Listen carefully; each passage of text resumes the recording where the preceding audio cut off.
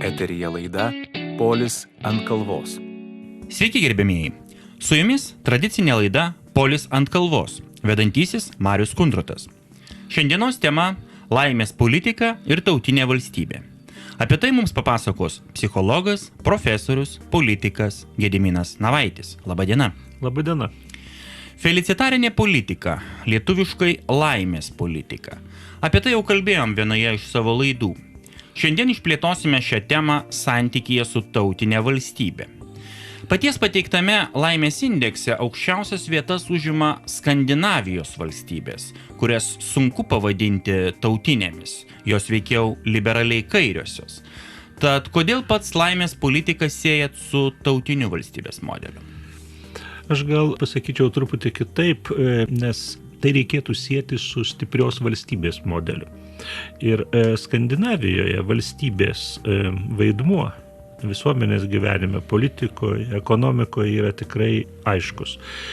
O klausimas, kodėl laimę reikia sieti su stipria valstybė, yra tikrai įdomus ir jį verta panagrinėti. Nes idėja, laimės idėja kaip neasmeninio tobulėjimo idėja, o kaip tam tikros krypties ekonomikos pertvarkymo idėja, kaip socialinė veikimo idėja, kaip politikos idėja, sakyčiau, jau greitai bus koks pusė amžiaus. Tačiau, manau, ir ne vienas radijo klausytojas truputį nustemba klausydamasis mūsų pokalbio, kad kodėl čia reikia politikoje, ekonomikoje kalbėti apie laimę ir matyti, Lietuvoje tai dar yra tam tikra naujiena ir ne tik Lietuvoje. Turime ir šitą prieštaravimą verta panagrinėti, turime pasiūlymą, turime kryptį, kurį sako ir ne tik sako, bet ir tyrimais įrodė, nes tai šita politikos, ekonomikos, socialinės minties kryptis pagrįsta ne vienu tyrimu, kad laimingas žmogus yra ekonominė ir socialinė vertybė. Ekonominė, nes jisai daugiau sugeba sukurti ir daugiau uždirbti. Laimė tiesiogiai susijusi su materialinio gerbūviu, nes laimingi, kaip sakau, daugiau ir uždirba, daugiau sukuria. Ir taip pat laimingi žmonės yra labiau pilietiški, aktyviau dalyvauja visuomenės gyvenime, bendruomenės gyvenime, rūpinasi, turi darnesnės šeimas, labiau pasirūpina ir aplinkiniais. Tai, kaip sakau, regis turėtume pasiūlymą, kurį bent, jeigu jis ne visiems patinka, tai galėtų būti ir diegiamas į mūsų kasdienybę. Tačiau tai, kad ir apie šį pasiūlymą mažai kalbama ir jisai tarsi nepasakyčiau, kad nutylimas, bet vis tarsi nustumiamas į diskusijų paraštę, kad kaip ir neegzistuojantis pasiūlymas arba iš jo pasijuokiama, kad, jeigu nori būti laimingas, tai ir būk, kas čia tau trukdo. O nekalbama apie bendrus veiksmus, kurie didintų visuomenės laimės indeksą. Tai čia ir galėtume užduoti tą klausimą, o kasgi oponuoja, kamgi kliūna. Atrodytų, kam galėtų kliūti laimingas žmogus. Kodėl tai negalėtų tapti, kad ir Lietuvos visuomenės tikslu. Bet kada tik užduodame klausimą, kam kliūna, tada daug kas tampa aiškiau, nes iš tikrųjų šiandien mes įpratę apie daugelį reiškinių kalbėti kaip apie priešpriešas tarp kažko vidinio ir kažko išorinio. Pavyzdžiui, Europą, kuriai, Europą turiu galvoj politinę prasme, kuriai ir mes priklausome, ir islamo pasaulis arba Rusija, tai mes čia, mes savaime suprantame, esame gerieji, o kas ne mes, kas už sienos, tas yra blogieji. Tai galima kalbėti ir konfesinė prasme, ir tautinė, bet yra ir kitas prieštaravimas, kuris dažnai nepastebimas ir nutylimas, tai prieštaravimas pačios visuomenės viduje. Tas prieštaravimas labai gerai matosi, jeigu mes pradėsim kalbėti apie identitetą. Apie tai, su kuo žmogus save tapatina, kam jis nori priklausyti. Ir čia iš karto pamatysim dvi akivaizdžias tendencijas. Viena tai globalizuotas identitetas, ar kaip nors kitaip pavadinkime, tai žmogus nesusijęs su bendruomenė, gal su kažkokia nedidelė bendruomenė, nesusijęs su tauta, nesusijęs su valstybė, ką reiškia nesusijęs. Tai jis tiesiog nemato bendro likimo, bendrumo, kad jisai valstybė gali žlugti, o jisai gali klestėti, arba jis gali išvažiuoti kažkur kitur ir tenai klestėti. Toksai žmogus yra, daugybė filosofų šiandien apie tai rašo, apie individualizmą, materializmą ir panašius dalykus. Nors pats savaime materializmas, turiu galvoj, vartojimas, prekių gausa, gyvenimo kokybė, tikrai nėra blogas dalykas. Kodėl mes turėtume jo atsisakyti? Bet kada jisai persveria kitas vertybės, tada kyla ir problemos. Ir apie tai rašančių yra tikrai nemažai.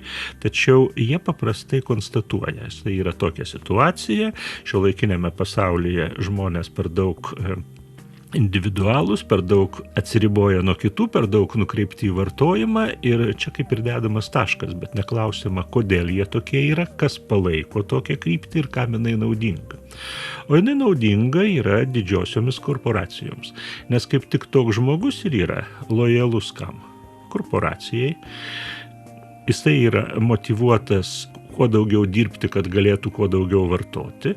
Škai yra vartotojas, kuris irgi korporacijai yra būtinas ir jisai nesusietas su tomis visuomenės grupėmis, kitomis struktūromis, tai kad savaime jo gyvenime korporacija užima svarbiausią vietą.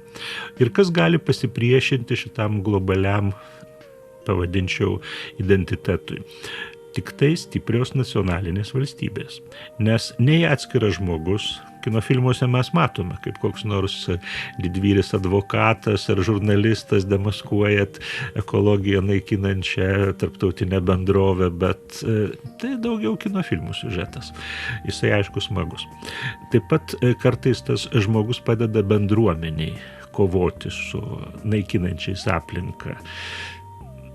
Bet atkreipiu dėmesį, kad nei atskiras žmogus, nei asmenybė, nei bendruomenė nesugeba apriboti korporacijos. Tai gali padaryti tik stiprios nacionalinės valstybės.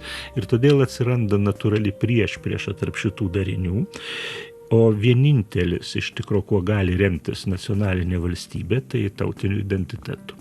Nes ir įstatymai, ir kokios nors iniciatyvos jos ateina, praeina. Bet tapatinimasis su valstybė ir su tauta, kuri paprastai atstovauja valstybę, aišku, yra kai kurios išimtis, sakysim, šveicaras, negalbūt, o tikrai save supranta kaip Šveicarijos pilietį, ne kaip italą ar prancūzą ar vokietį, bet tai dažniau visgi tai bus išimtis, nes netgi, pavyzdžiui, kalbėdami apie tokią jungtinę karalystę, mes vis tiek dažniausiai sakom anglai ir jie patys save apibūdina kaip anglais, nors yra ir škotai, ir Velsas, ir tie patys anglai ir panašiai. Taip ir apie kitas valstybės kalbant galim sakyti, jog niekuo kitu jos negali remtis kaip tautiniu bendru jungiančių žmonės identitetu ir kad tai yra tiesus kelias į laimingesnę visuomenę, nes šita valstybė gali apriboti korporacijų veikimą. Na kągi, dabar trumpam pasitrauksime muzikiniai pertraukėlį ir pratęsime mūsų diskusiją. XFM. Jūs klausotės laidos Polis ant kalvos. Taip, Gediminai, dar kažką norėjote sakyti? Aš tiesiog norėjau pasakyti, ką reiškia apriboti korporacijų veikimą. Nes pati savaime korporacija nėra blogis. Tai yra būdas sukaupti lėšas tam tikroje kryptyje, kad gauti didesnį pelną.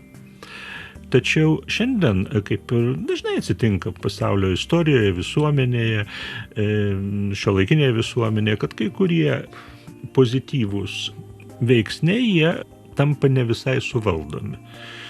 Pajuokausiu, pavyzdžiui, azartas. Geras dalykas. Matome, kad bent jau Lietuvoje yra virš 4000 žmonių, kurie azarto nesuvaldė ir parašė pareiškimus, kad jų neįleistų į lošimo namus. Taip ir jau kalbant, grįžtant prie mūsų esminės temos, tai korporacija pati savaime nėra blogis. Yra blogis nevaldoma, nepajungta visuomenės interesams korporacijai. Ir čia galim pažvelgti į tą situaciją labai paprastai, kad bet kokiems pakeitimams reikia pinigų. Taip ir pajuokaučiau felicitariniam visuomenės pertvarkymu ir net ir revoliucijai, gražiai skamba žodžiai, felicitarinė revoliucija. Irgi reikia lėšų, reikia pinigų. Ir jų tarsi nematoma, iš kuriuos reikia ir galima paimti. Yra, sakyčiau, du sąlyginiai modeliai, iš kur sakoma, valstybė paims pinigus. Tai sąlyginai pavadinčiau liberalus, iš visų įmamas vienodas mokestis, tik tai, kadangi vienas uždirba ten 10 000, o kitas gal keletą šimtų, tai visi jie sumokės, nesvarbu kokį procentą, vienodą. Yra vėlgi kabutėse, sakyčiau, socialdemokratiškas modelis, nes ar nebūtinai jį reikia sieti su šita, bet politinė kryptimi, tai progresinis pajamų mokestis, kad kuris daugiau uždirba, tas daugiau ir mokės. Ir kas įdomu, daugiau nieko nesvarstoma. Šitie du modeliai, apie juos ir diskutuojama. Ir, kaip sakau, nematoma tikros, realios galimybės išspręsti problemas, visuomenės problemas. Tai, o tos galimybės tai yra ryžtingai, progresiškai apmokestinti itin didelį turtą. Čia nekalbu apie automobilius, namus, mašinas, apmokestinti tai, kas nemažina vartojimo. Nes prieš tai minėti du apmokestinimo modeliai, jie mažina vartojimą. O didelis turtas, jisai jau nebėra vartojimo turtas. Nes neminint nei pavardžių, nei pavyzdžių, net ir apie Lietuvą kalbant, jeigu žmogus valdo 1-2 milijardą, jis tikrai jo nei pravalgo, nei vartoja savo pramogom. Tai yra valdžios įrankis. O valdžia demokratinėje visuomenėje ir turi priklausyti žmonėms, ne kam nors kitam.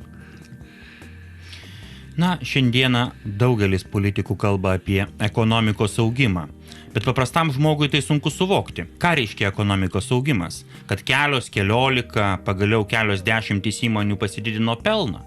O kaip daugumos gyventojų pajamos? Algos, pensijos ir kiti širdžiai malonūs dalykėliai? Ar ekonomikos augimas kaip nors tiesiogiai atsispindi eilinių žmonių gerovėje?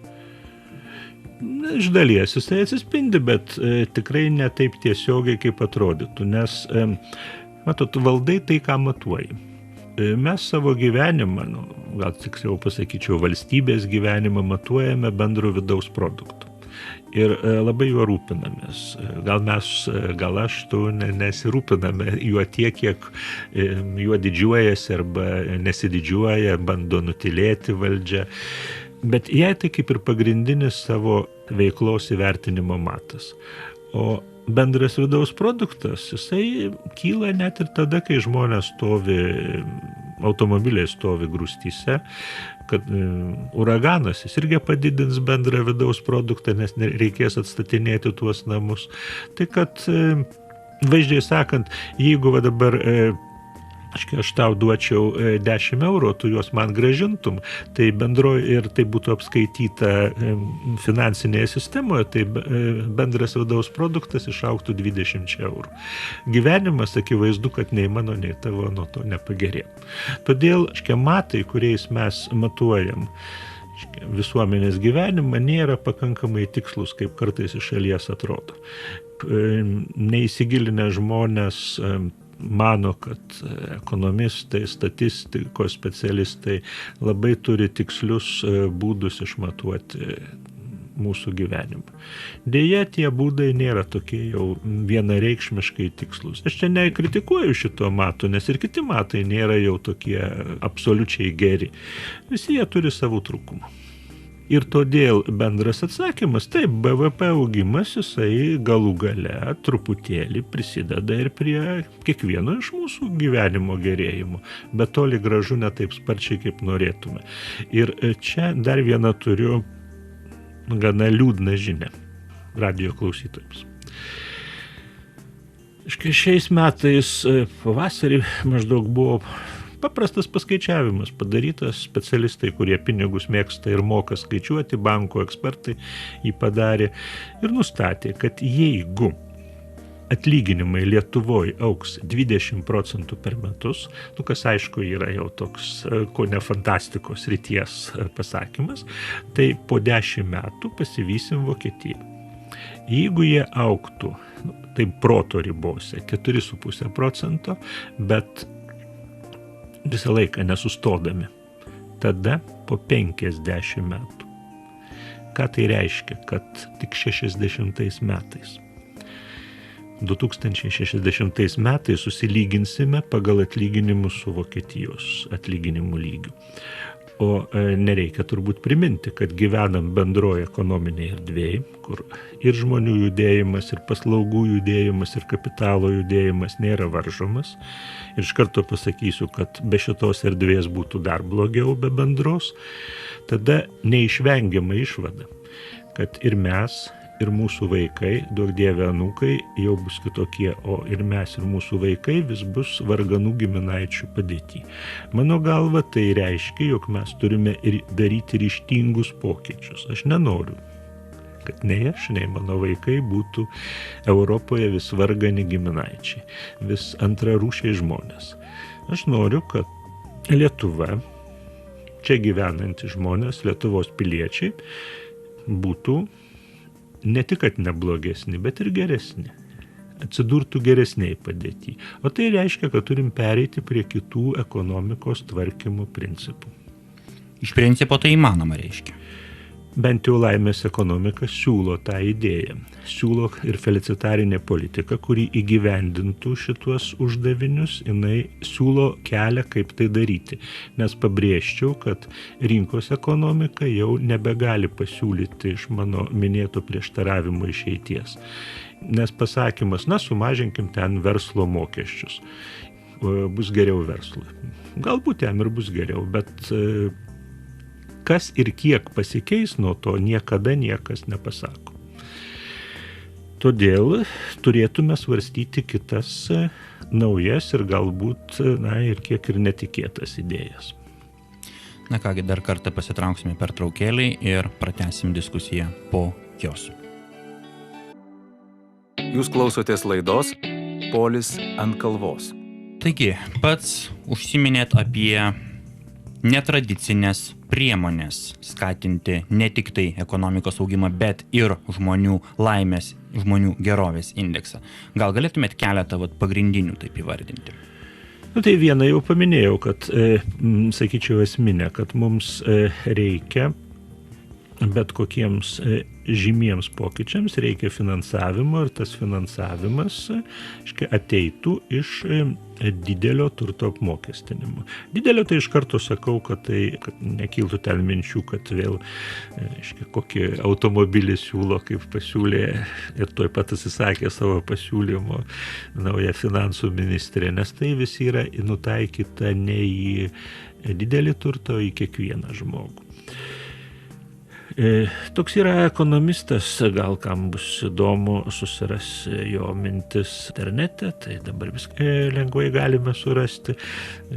Piketty, rašosi su ilgaja į.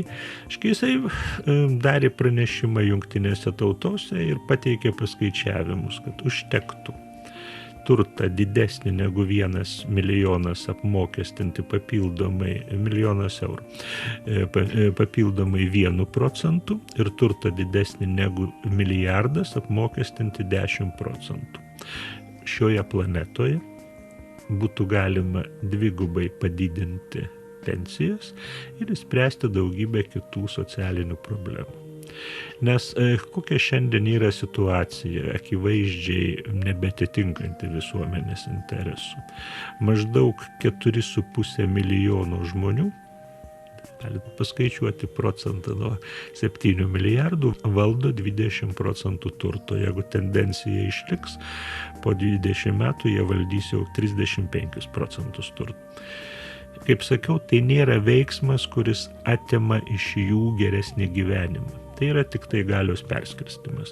Dabar pereikime, jau turėdami, sakykime, pinigų reformom, tai jos daug lengviau įvyksta, negu kad mąstant, iš kurių paimti. Tai daugelį sričių reikėtų daryti esminius pakeitimus. Viena iš jų šiandien svarstomas, labai nuolat diskutuojama apie darbo kodeksą, kuris akivaizdžiai blogina dirbančiųjų situaciją. Ir yra patrauklus korporacijom, nes sukuria labiau nuo jų priklausančius dirbančiuosius. Vadinasi, įvairiuose diskusijose, dėrybose dirbančiojo pozicija silpnėja. Tyrimais įrodyta, kad pirmą reikia skatinti kūrybinį darbą. Žmogus labiau patenkintas, jeigu jo darbas yra kūrybiškas. Kita, visuomenė šiandien pakankamai turtinga, kad trumpinti darbo laiką. Atkreipkite dėmesį, kad Lietuvoje apie tai niekas nekalba. Bet priminčiau, jog vergai dirbo 16-18 valandų ir niekas tarp kitko nesirūpino, ar vergas laimingas ar ne, nes bizūno visai užteko, kad vergas dirbtų. Baudžiauninkų darbas buvo kiek trumpesnis, bet vasarą irgi panašus. Pirmose gamyklose dirbama buvo 10-12 valandų, 8 valandų dienos standartas yra industrinės epochos palikimas. Priminčiau, kad tik maždaug 60-ais praeito amžiaus metais atsirado 5 dienų darbo savaitė. Iki to buvo dirbama 6 dienos. Ir šiandien, ir tada kaip tie, kurie tyrinėja laimės ekonomiką ir yra jo šalininkai, remdamėsi šituo, bet greit pasakysiu dar įdomesnių skaičių, daro išvadą, kad turime pereiti prie trumpesnės darbo dienos. Ir ne tik turime, bet ir yra tam galimybės pereiti, nes šiandien vienas žmogus išsivysčiusioje šalyje, tame taigi ir Lietuvoje, Lietuva įeina į maždaug milijardą tų žmonių, kurie šioje planetoje yra taip vadinamas auksinis milijardas. Ir auksinis todėl, kad geriausiai gyvena ir daugiausiai sukuria. Todėl, kad štai tas netikėtas skaičius. 19 amžiuje vienas žmogus išsivysčiusioje šalyje gamino tiek, kiek 5 atsilikusioje. Dabar jis gamina tiek, kiek 300 atsilikusioje šalyje. Todėl problema yra ne tai, kaip ką nors pagaminti, nes tiek ir prekių, tiek ir gamybinių pajėgumų yra pakankamai. Problema yra racionalus panaudojimas. Bet jeigu visą tai, ką sakau, dar atrodo nepakankamai įtikinama, tai štai tas kitas skaičius, kuris, manau, ir tau turėtų patikti ir pradžiuginti radijo klausytojus. Jau šiandien tie, kurie dirba nepilną darbo dieną, jie uždirba daugiau negu tie, kurie dirba 8 valandas. Tai kad mintis, jog reikia dirbti ir dirbti ir dirbti, ne. Reikia būti patenkintų gyvenimu, tada daugiau ir uždirbsi. Na, pats netgi ir keliate tokį klausimą, jeigu žmogus turi galimybę dirbti ir užsidirbti, bet nuo to kenčia šeimos gyvenimas ir laisvalaikis, ar toks žmogus gali būti laimingas? Jeigu svarstytume pagal rinkos, ekonomikos, globalaus identiteto principus, tai atsakymas ir būtų, kad darbas ir atlyginimas ir gebėjimas vartoti turi būti pirmoje vietoje. Jeigu kalbėtume apie kitokį identitetą, tada atsakymas irgi būtų aiškus, kad viskas turi būti harmoninga ir subalansuota. Jeigu vien laisvalaikis, tai galų gale pavargsite gulėdamas hamake ir nugarą pradės skaudėti ir nusibaus. Žmogus nori prasmės, o ne vien tingėti. Jeigu laisvalaikis arba darbas kliudo šeimai, tai irgi apie ilgalaikę pastovę laimę akivaizdu, kad nekalbėsime. Todėl bendrieji pastebėjimai apie harmoningą gyvenimą jie neišvengiamai ateina į visuomenės gyvenimą. Aš paminėčiau visiems žinomą skaičių ir faktą, kad norėdamas atkreipdėmėsi, kad visa tai, ką kalbu, yra labai praktiška. Kad žingsnis link laimingesnės visuomenės yra kartu žingsnis link turtingesnės visuomenės ir Ir tas žingsnis yra labai praktiškas. Visi mes žinome, kad Lietuvoje savižudybių yra labai daug. Nuo nepriklausomybės atgavimo nusižudė apie 25 000 žmonių. Gal net kiek ir daugiau. Žmogaus gyvybė yra nelygstamas dalykas. Ir šioje vietoje, taip pasakyčiau, rinkos ekonomikos atstovai staiga pasako, ne, tai yra neįvertinamas dalykas, apie jos kainą kalbėti negalima. Bet jeigu visgi pakalbėsim apie jos kainą, žmogaus gyvybės kainą, o kuri yra nustatoma ne taip jau sudėtingai, teismų praktika ir draudimo bendrovių praktika. Kiek galima apdrausti? Nes akivaizdu, kad, sakysime, nepavyktų mums apsidrausti savo gyvybės milijardų Lietuvoje. Tiesiog ir ne dėl to, kad trūktų pinigų įmokai, jeigu kažkokiu tai būdu juos turėtume. Dėl to, kad nedraus, pasakys, per didelės sumos, draudžiame iki tiek. Tai štai apytikriai Lietuvos piliečio gyvybės kaina yra apie 250 000 eurų. Liuksemburgo, kaip palyginimas, apie 5 milijonus eurų. Amerikiečių apie 2,5 milijono, Švedijoje apie 3. Tai irgi, tarp kitko, rodo tam tikrą ekonominį šalies įsivystymą.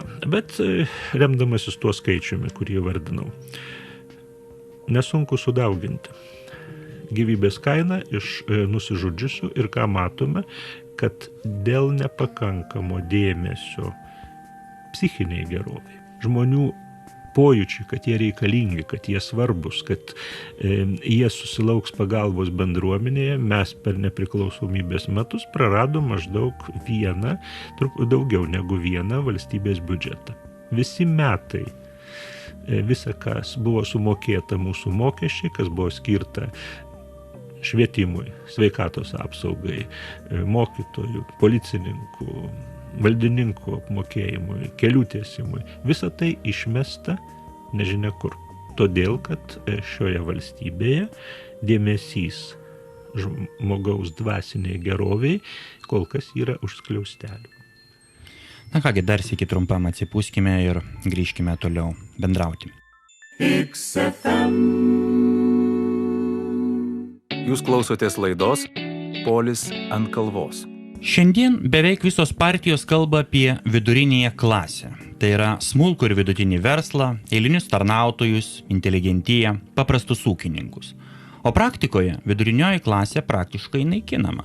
Smulkus verslai ir ūkiai griaunami, jų vietą perima oligarchai, o inteligentai ir tarnautojai virsta proletarais tik baltomis rankovėmis. Tad kas taip trukdo susikurti viduriniajam sluoksniui ir ką reikėtų keisti? Jūs labai tiksliai apibrėžėt problemą. Aš dar ją vienu aspektu paryškinčiau, kad nieko naujo šios dienos situacijoje lyginant su tolimais antikos laikais nėra. Aristotelis šnekėjo, kad skurdžiai rūpinasi išsiveržti iš skurdo ir jiems nerūpi nei valstybė, nei niekas kitas. Jie bando iš jo išsiveržti. Jis taip pat rašė, kad turtingieji jiems irgi nerūpi nei valstybė, nei bendruomenė, nes jie gali nusipirkti savo viską. Jie gali nusipirkti savo sveikatos apsaugą, jie gali savo namo apsaugą nusipirkti ir panašiai. Ir jisai kitais žodžiais, aišku, Aristotelis nenaudojo tokių žodžių kaip vidurinė klasė, tada dar tokios iš viso sociologijos nebuvo, bet jisai sakė, kad tai yra valstybės atrama. Šiandien, kaip jūs teisingai įvardinote, šį atrama labai siūbuoja, nes siūbuoja dėl 2 priežasčių. Pirmiausiai, skaičių žmonių, kuriuos galėtume priskirti viduriniai klasiai, mažėja, nes vidurinė klasė tai nėra vidurkis. Jeigu turime milijardierių ir 100 prašančių išmaldos, tai vidurkis išvedus visi kaip ir nieko turtingi, bet vidurinės klasės akivaizdžiai nėra. O vidurkį tai lengva, kaip sakiau, tokiu atveju negalime paskaičiuoti, kiek kiekvienam tenka. Tai kita vidurinės klasės problema, kad jos ir įtaka mažėja. Jinai kur be pažiūrėsi, jinai tampa labai suvaržyta ir priklausoma, jinai nėra savarankiška, jos atstovai nėra savarankiški. Na, paimkim, pavyzdžiui, dėstytojo aukštojoje mokykloje. Jo darbo vieta yra visą laiką su tam tikra rizika, bus studentų, nebus, mūsų mokytojų panašiai, gydytojai, kurie lik ir turėtų priklausyti viduriniai klasiai, sako, kad Lietuvoje sunku išgyventi ir ieško geresnio gyvenimo užsienyje. Tai kad matome bendrąją tendenciją, kad vidurinė klasė, kaip ta klasė, kuri gali palaikyti valstybę, nacionalinę valstybę, stiprią valstybę, jin yra nereikalinga didžiosiom korporacijom. Jos gali mokėti savo darbuotojams ir visai neblogus atlyginimus, bet tie darbuotojai, įdomu būtų, apie tuos darbuotojus pasigilinti jų situaciją ir juos galima priskirti viduriniai klasiai. Veikiausiai juos būtų galima priskirti, kaip vėlgi jūs įvardinot, kažkada linksmai parašė vienas humoristas, protinio darbo proletarams. Na, viena didžiausių Lietuvos problemų tampa masinė emigracija, lietuvių išsivaikščiojimas.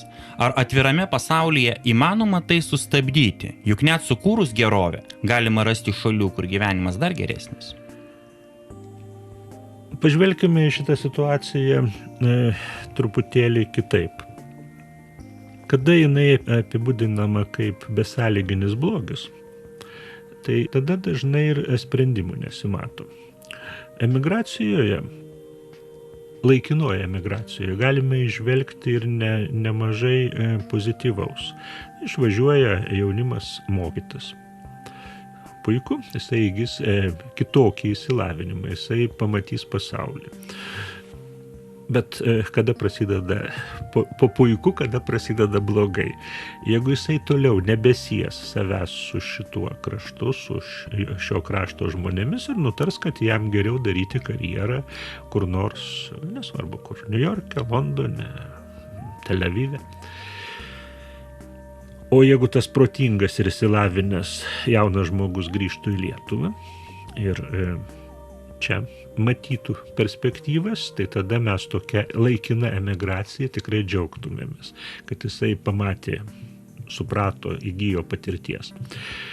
Na, paimkim kitą situaciją, apsvarstykime. Išvažiuoja darbininkas, kuris dirbs kur nors Anglijos fabrike ir kiek laiko padirbėjęs grįš į Lietuvą, pasistatys namą ir gal net pradės čia savo kokį verslą. Tai irgi būtų vienas iš priimtinų sprendimų. Todėl problema mano galva ne tame, kad išvažiuojama, bet tame, kad negrįžtama. Nors ir čia turime galimybę kalbėti apie laimingesnę visuomenę ir jos principus, nes visgi didžioji dalis išvažiuojančių norėtų grįžti. Mes nesukuriam jiems sąlygų grįžti, nesudarome prielaidų, nežinome, ką su jais veikti. Turime pavyzdį. Visada pasaulyje yra daug pavyzdžių. Izraelis dirba ministerija, kuri užsijama adaptaciją atvažiavusių, rūpinasi, kad jie praneša iš anksto, ką jie turės, kokias galimybės, kuria jiems kursus, kada jie susipažįsta su Izraelio istorija, įstatymais, nors atrodo tos pačios tautybės žmonės, kalbos mokosi, jeigu tai ir panašiai. Ką mes turime Lietuvoje? Mes turime tinklalapį regis vyriausybės, kuri labai išdidžiai pranešė, kad štai yra tinklalapis, kuriame kažkas parašyta.